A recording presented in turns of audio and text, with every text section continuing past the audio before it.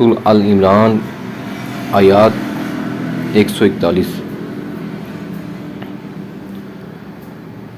وَلِيُمَحِّصَ اللَّهُ الَّذِينَ آمَنُوا وَيَمْحَقَ الْكَافِرِينَ۔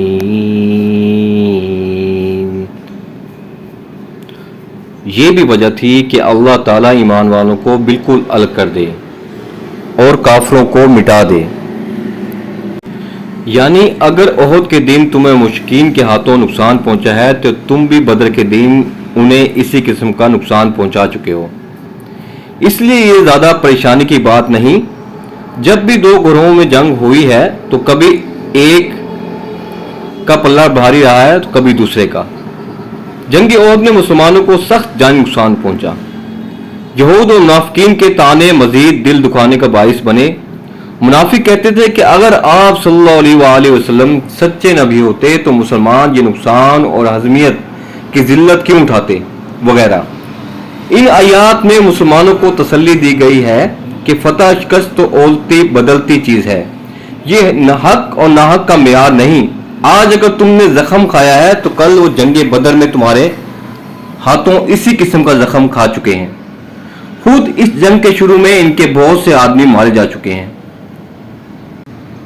تمہاری اس شکست سے بھی کئی حکمتیں پوشیدہ ہیں۔ ایک یہ کہ ایمان، اخلاص، کفر و نفاق میں تمیز ہو گئی، مومن اور منافق الگ الگ ہو گئے۔ اگر ہمیشہ مسلمانوں کو فتح ہوتی تو منافقین کا نفاق ظاہر نہ ہوتا۔ دوسری، مومنوں کو شہادت نصیب ہوئی۔ فرمایا جو اللہ کے ہاں بہت بڑا شرف ہے۔ کفار کی اس عارضی فتح کا یہ مطلب نہیں کہ اللہ ظالموں اور مشرکوں کو پسند کرتا ہے اور اللہ ظالموں سے محبت نہیں کرتا۔ تیسری یہ کہ مومنوں کو خالص کرے، اگر ان میں کچھ کمی ہے تو دور کر دے۔ اور فرمایا تاکہ اللہ ان لوگوں کو خالص کر دے جو ایمان لائے۔ اور چوتھی یہ کہ کفار کی طاقت کو ختم کرنا مقصود ہے، اس طرح کہ وہ اپنی عارضی فتح پر مغرور ہو کر پھر لڑنے آئیں گے۔ اور اس وقت ان کی وہ سرکوبی ہو گئی کہ دوبارہ اس طرف رخ کرنے کا نام نہیں لیں گے۔ چنانچہ غزوہ احزاب کے موقع پر ایسا ہی ہوا کہ اس کے بعد کفار نے دفاعی جنگیں تو لڑیں مگر خود حملے کی جرأت نہ کر سکے۔ جنگ احد کا میں جو شکست ہوئی تھی، یہ اس کا واقعہ جو پچھلی آیتوں میں پڑھا چکے ہیں کہ اس میں جب شکست ہوئی تھی تو مسلمانوں کا نقصان بھی ہوا تھا اور مسلمان کو حضرت صلی اللہ علیہ وآلہ وسلم کو منافقین کی باتیں بھی سننی پڑی تھی۔ تو اس کے بعد جو مسلمان دل برداشتہ عورت تھے ان کے لیے اللہ کی یہ آیات اتری تھی۔ آیات 142۔ ام حسبتم ان تدخلوا الجنة ولما يعلم الله الذين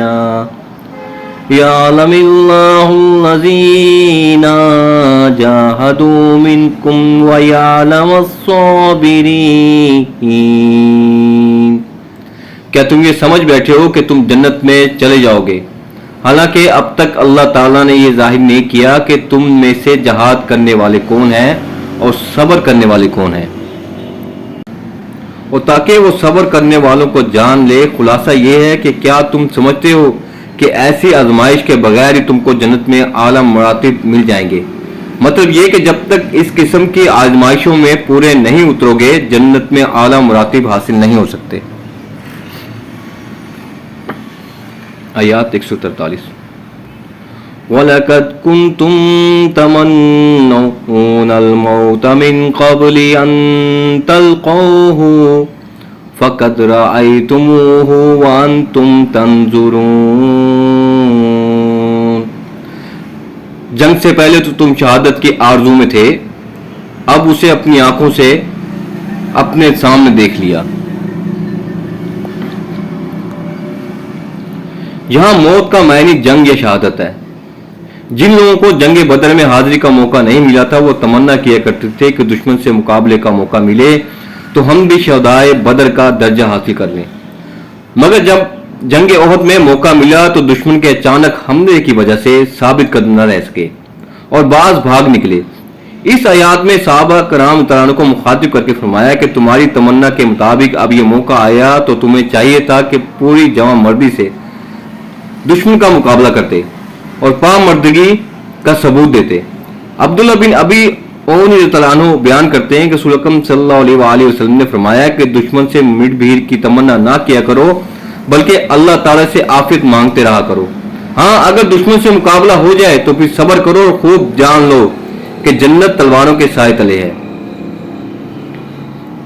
یہ ان صحابہ کرام کے بارے میں بات ہو رہی ہے جب حضرت صلی اللہ علیہ وسلم مدینے سے 1000 کا لشکر لے کے باہر نکلے تھے تمام صحابہ کرام کے مشورے سے کہ ہم باہر جنگ لڑیں گے۔ حضرت صلی اللہ علیہ وآلہ وسلم کا مشورہ تھا کہ ہم جنگ مدینے کے اندر محصور ہو کے لڑیں گے، لیکن کچھ صحابہ کرام نے کہا کہ نہیں، ہم جنگ باہر لڑیں گے۔ وہ اب بھی شامل ہوئے تھے، مسلمان ہوئے تھے۔ تو حضرت صلی اللہ علیہ وآلہ وسلم جب 1000 کا لشکر لے کے سامنے نکلے تو کچھ منافق لوگ تھے، ٹھیک ہے، وہ 300 کا لشکر لے کے حضرت صلی اللہ علیہ وآلہ وسلم کے لشکر سے نکل گئے تھے۔ تو 1000 میں سے باقی 700 لشکر باقی رہ گیا تھا۔ تو یہ ان کے حوالے سے آیا تھا آیات 144۔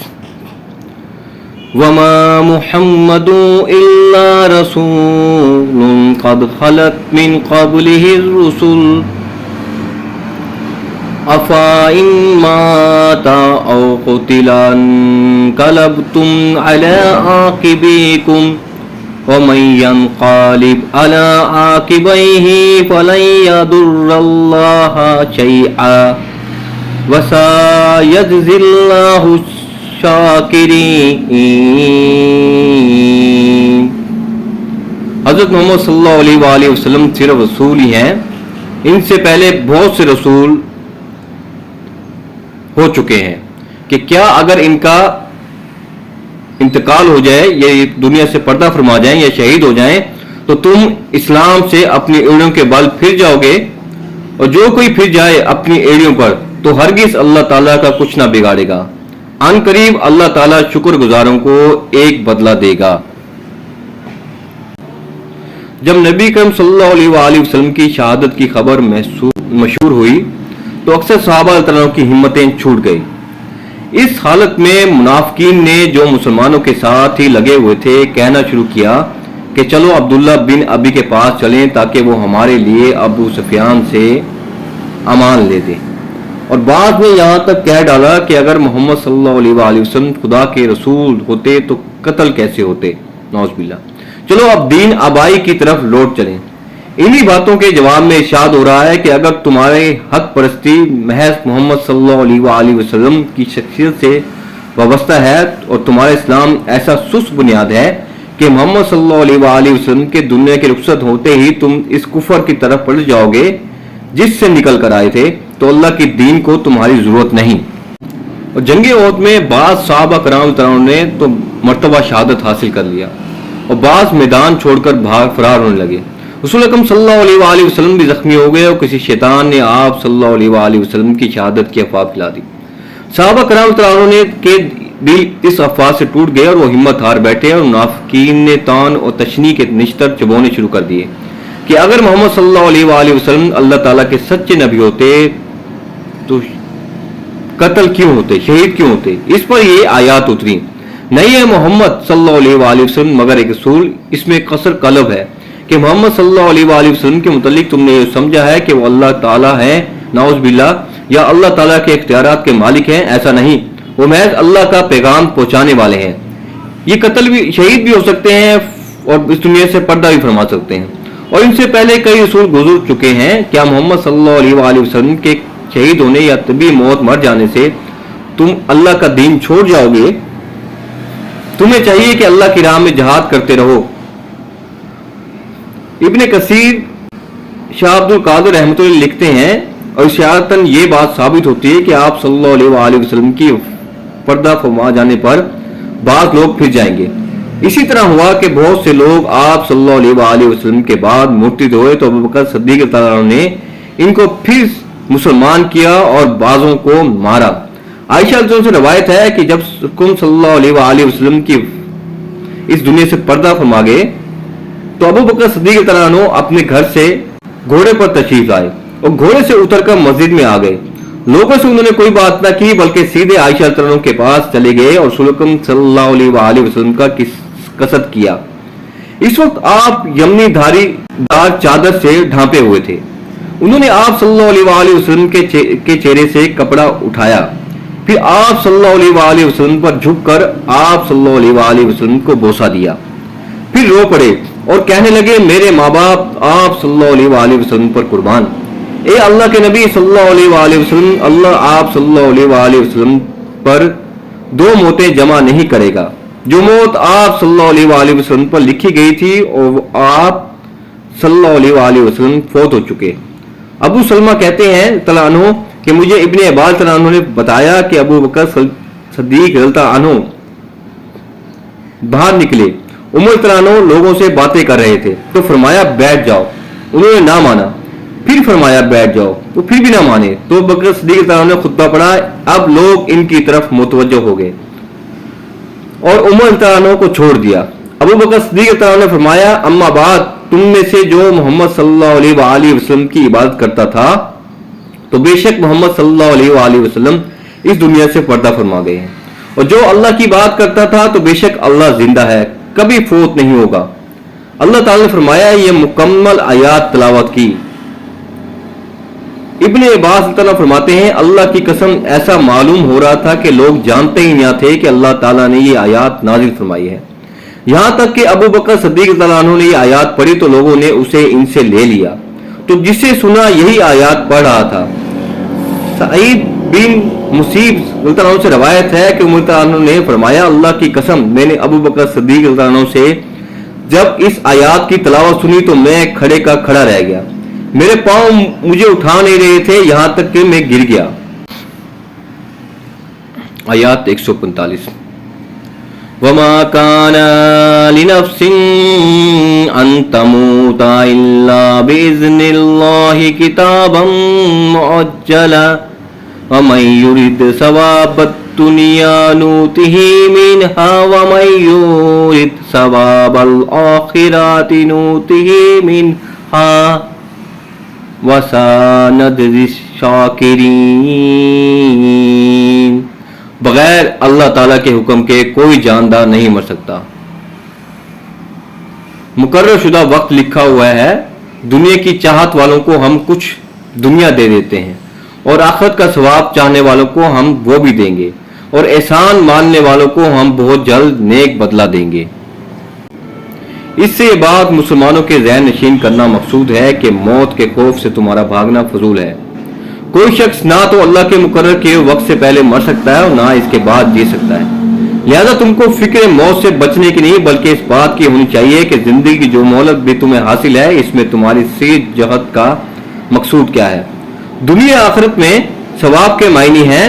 نتیجہ عمل ثواب دنیا سے مراد وہ فوائد اور منافع ہیں جو انسان کو اس کسی عمل کے نتیجے میں اسی دنیا کی زندگی میں حاصل ہو, اور ثواب آخرت سے مراد وہ فوائد منافع ہے جو اسی عمل کے نتیجے میں آخرت کی پائیدار زندگی میں حاصل ہوں گے. اسلام کے نقطہ نظر سے انسانی اخلاق کے معاملے میں فیصلہ کن سوال یہی ہے کہ کارزار حیات میں آدمی جو دوڑ دھوپ کر رہا ہے اس میں آیا وہ دنیاوی نتائج پر نگاہ رکھتا ہے اور اخروی نتائج پر. شکر کرنے والوں سے مراد وہ لوگ ہیں جو اللہ کی اس نعمت کے قدر شناس ہوں کہ اس نے دین کی صحیح تعلیم دے کر انہیں دنیا اور اس کی محدود زندگی سے بہت زیادہ وسیع ایک ناپیدہ کنار عالم کی خبر دی, اور انہیں اس حقیقت سے آگاہی بخشی کہ انسانی سعی و عمل کے نتائج صرف اس دنیا کی چند سالہ زندگی تک محدود نہیں ہے بلکہ اس زندگی کے بعد ایک دوسرے عالم تک ان کا سلسلہ دراز ہوتا ہے. یہ وسعت نظر اور یہ دور بینی عافیت اندیشی حاصل ہو جانے کے بعد جو شخص اپنی کوششوں اور محنتوں کو اس دنیاوی زندگی کے ابتدائی مرحلے میں بار آور ہوتے نہ دیکھے, یہ ان کا برعکس نتیجہ نکلتا دیکھیے, اور اس کے باوجود اللہ کے بھروسے پر وہ کام کرتا چلا جائے جس کے متعلق اللہ نے اسے یقین دلایا ہے کہ بہرحال آخرت میں اس کا نتیجہ اچھا ہی نکلے گا.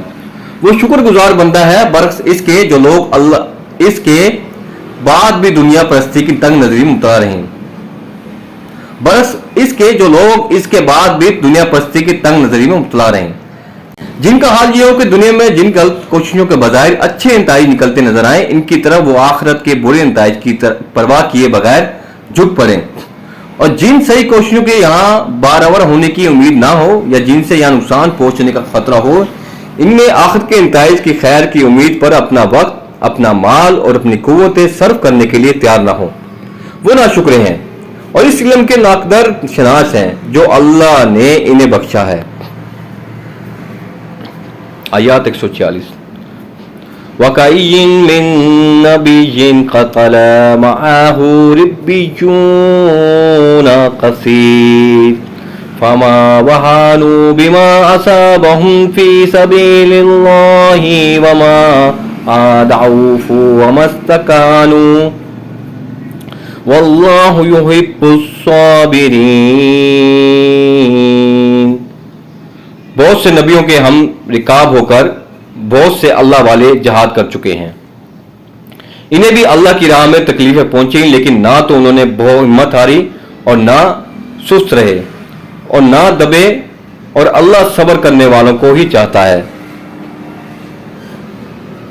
یعنی اپنی قلت تعداد اور بے سر و سامانی اور کفار کی کثرت اور زور آوری دیکھ کر انہوں نے باطل پرستوں کے آگے سر نہیں جھکایا۔ آیات 147 وَمَا كَانَ قَوْلَهُمْ إِلَّا أَن قَالُوا رَبَّنَا اغْفِرْ لَنَا ذُنُوبَنَا وَإِسْرَافَنَا فِي أَمْرِنَا وَثَبِّتْ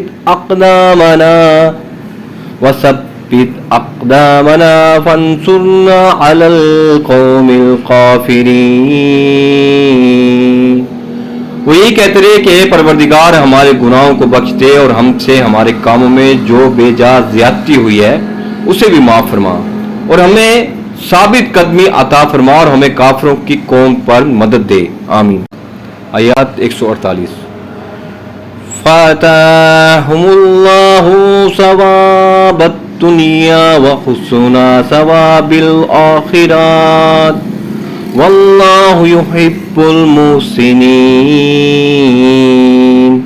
اللہ تعالیٰ نے انہیں دنیا کا ثواب بھی دیا اور آخرت کے ثواب کی خوبی بھی عطا فرمائی، اور اللہ تعالیٰ نیک لوگوں سے محبت کرتا ہے۔ آیات 149 یا ایھا الذین آمنوا ان تطیعوا الذین کفروا یردوکم علی اعقابکم فتنقلبوا خاسرین۔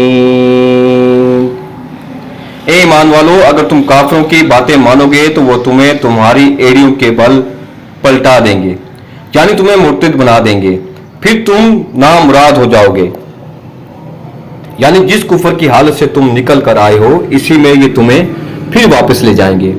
منافقین اور یہودی عہد کی شکست کے بعد مسلمانوں میں ایک خیال پھیلانے کی کوشش کر رہے تھے کہ محمد صلی اللہ علیہ وآلہ وسلم اگر واقعی نبی ہوتے تو شکست کیوں کھاتے، یہ تو ایک معمولی آدمی ہے، ان کا معاملہ بھی دوسری آدمی کی طرح ہے، آج فتح ہے تو کل شکست۔ خدا کی جس اہمیت اور نصرت کا انہوں نے تم کو یقین دلا رکھا ہے وہ محض ایک ڈھونگ ہے۔ 149 آیات سورۃ آل عمران کی۔ قرآن شریف کی ہر تعلیم، ہر ہدایت میں آنے والے وقت میں صحیح روشنی کی طرف لے کے جاتی ہے۔ آج 2025 میں جو کچھ ہو رہا ہے، ابھی حال ہی میں ٹرمپ نے دورہ کیا ہے سعودی عرب کا،